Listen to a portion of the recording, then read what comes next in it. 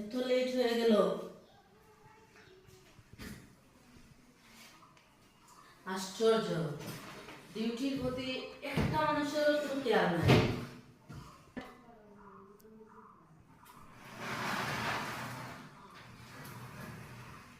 Madam কিতা খবর? আসসালামু আলাইকুম। ওয়ালাইকুম সালাম। অফিসে তো আসলাম, এখনো পর্যন্ত অফিসে বাকি কেউ এসেছে না। সকাল 11টা বাজে গেছে। রমজান মাস তো একটু জমিয়ে পড়েছে।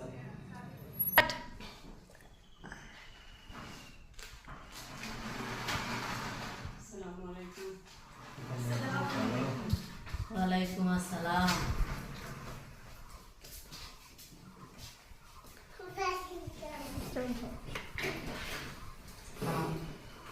কিতা অবস্থা তোমার তানা?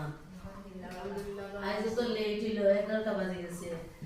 অফিস ডিউটিতে জয়েন করতে করতে রমজান মাস তো ঘুম থেকে উঠতে উঠতে লেট হয়ে গেছে।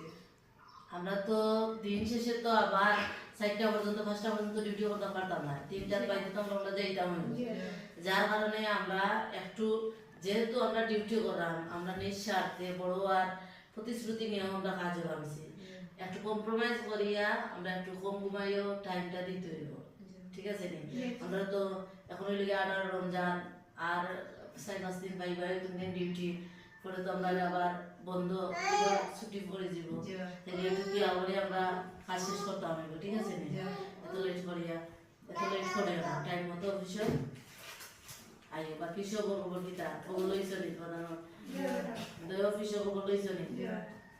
আচ্ছা,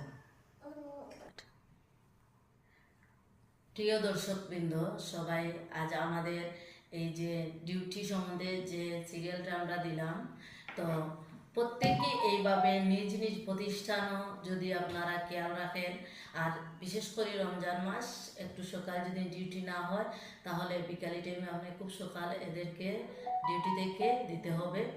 তো আমরা প্রত্যেকেই যদি নিজ প্রতিষ্ঠানকে এভাবে খেয়াল রাখি, অবশ্যই আল্লাহ আমাদেরকে আমাদের প্রতিষ্ঠানের মাধ্যমে, কাজের মাধ্যমে আমাদের ভাগ্য খুলে দিতে পারেন। ভালো থাকবেন। আসসালামু আলাইকুম।